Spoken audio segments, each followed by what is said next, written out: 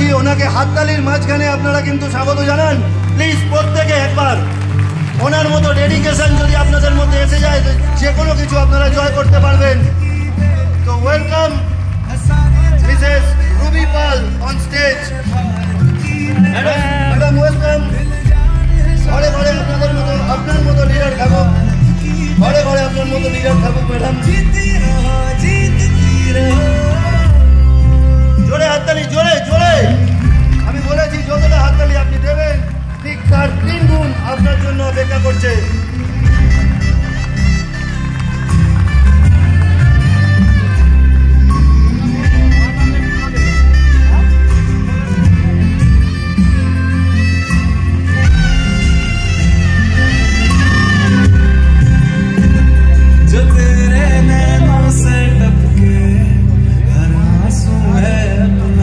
जो तेरे होठों पे ठहरे वो गीत अब अपना,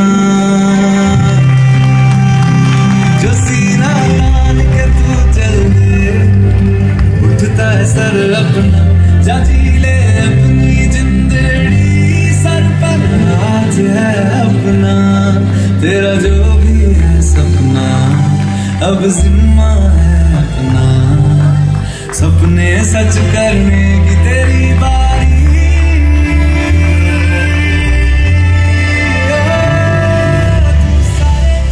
আমি আবারও বলবো সবাইকে জোরে হাততালি হয়ে যাক ওনার জন্য।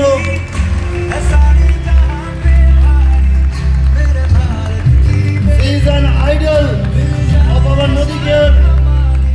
ম্যাডাম আমরা জাস্ট 1 মিনিট আপনাকে সময় দেবো আপনাকে শোনার জন্য। Thank you.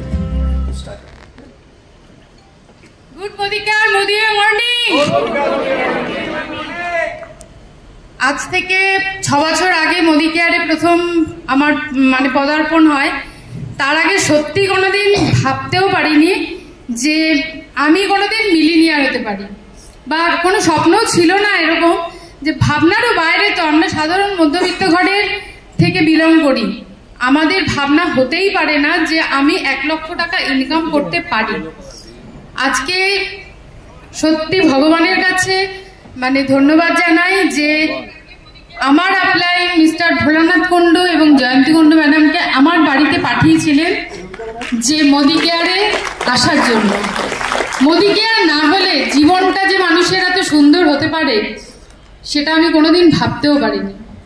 তো আজকে মোদি কেয়ারে আসার পর বুঝতে পেরেছিলাম যে অ্যাকচুয়াল জীবনটা সুন্দর বানাতে পারি। আমাদের কাছে সুযোগ আসে না বা আমরা খুঁজিও না, যারা খোঁজে তারা পায়। তো আমরা সেইভাবে খুঁজিনি যতদিন আমি সাধারণভাবে নিজেকে রেখেছিলাম। কিন্তু মোদি কেয়ারে আসার পরে যখন জেনেছি যে এখান থেকে অনেক কিছু পাওয়া যায়, সেদিন খুঁজতে শুরু করেছিলাম। এবং তার সাথে সাথে খুঁজতে হবে নিজের ভেতরে যে আমার কতটা হিম্মত আছে এবং নিজের হিম্মতটাকে বাড়াতে হবে। তো সেইটা একমাত্র আমাদের এই ট্রেনিং মিটিংগুলো অ্যাটেন্ড করে পেয়েছিলাম। সত্যি আমি ভীষণ আপ্লুত আমাদের মেন্টর মিস্টার রাজা সাহা স্যার এবং সোমা ম্যাডামের জন্য, যে আমাদের এত সুন্দর ট্রেনিং দিয়েছে। এই ট্রেনিংটা না হলে মনের জোর কি করে বাড়ে সেটা সত্যি কোনোদিন বুঝতেই পারতাম না। আজকে মোদি কেয়ারে আসার আগে হয়তো মনের জোর ছিল, কিন্তু সেটাকে কাজে লাগাইনি।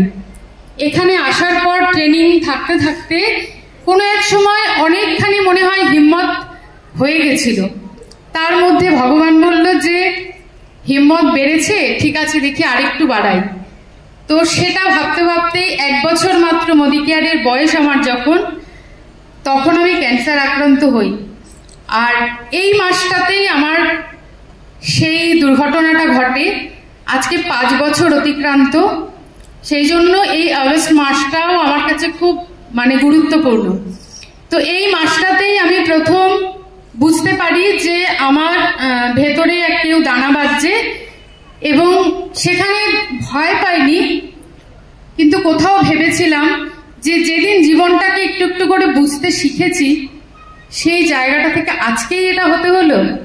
আগে হলে হয়তো ভেবেই নিতাম যে মরেই যাব, এর থেকে বেশি কিছু ভাবনার ছিলই না। কিন্তু মোদি কেয়ারে যখন এসেছি তখন তো ভাবতেই পারছি না যে মরে যাব, কারণ মোদি কেয়ার আমাকে অনেক কিছু দেখার স্বপ্ন দেখিয়েছে। সেই জায়গা থেকে জীবনটা হেরে যাব এটা কখনো ভাবিনি। আর সত্যি কথা বলতে আমরা প্রত্যেক দিন এই যে লড়াইটা করি, আমরা কিন্তু প্রত্যেকে কোনো না কোনো কিছুর সাথে সবসময় লড়াই করি। কখনো আমরা ফ্যামিলির সাথে লড়াই করি, কখনো সমাজের সাথে, কখনো পরিস্থিতির সাথে, কখনো নিজের সাথে। এই লড়াইটা কিন্তু আমাদের প্রত্যেকের সবসময় চালে। তো তখন আমার লড়াইটা কিন্তু ছিল একদম নিজের সাথে নিজের, কারণ আমাকে যেভাবেই হোক উঠে দাঁড়াতেই হবে এবং ভুলে যেতে হবে যে আমার শরীরে ক্যান্সার আছে। আমি সত্যি ভুলে গেছিলাম, আজও মনে করতে চাই না যে আমি ওই দিনটা কাটিয়ে এসেছি। তো আজকে মোদি কেয়ার আমার আইডেন্টিটি দিয়েছে, আমি মিলিনিয়ার, আমি রেড ডায়মন্ড ডিরেক্টর, যেটা কোনোদিন ছিল না। সবাই বলতো আমি কারুর বউ, কারুর মেয়ে, কারুর মা, এরকমই একটা পরিচয় ছিল। রুবি পালের আলাদা করে কোনো পরিচয় ছিল না। আজকে কিন্তু সেই পরিচয়টা মোদি কেয়ার আমাকে দিয়েছে। আরেকটা কথা বলি, এটা তো আমার একটা জার্নি, এটা প্রত্যেকেরই ছোটখাটো কোনো না কোনো জার্নি মানুষ পেরিয়েই তবে সাকসেসে যায়। আর সাকসেসে হতে গেলে কোনো না কোনো পেইনটাকে নিতেই হয়।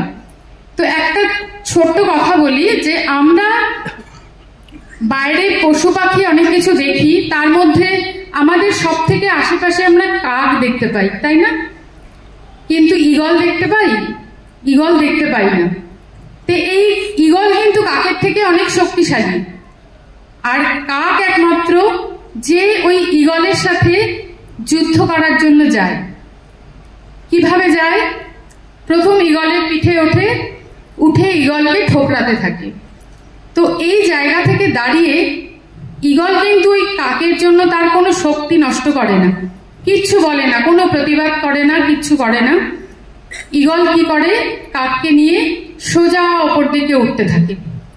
এক সময় উঠতে উঠতে যখন অনেকটা উপরে উঠে যায়, তখন কাকের কিন্তু অবস্থা খুব খারাপ হয়ে যায়।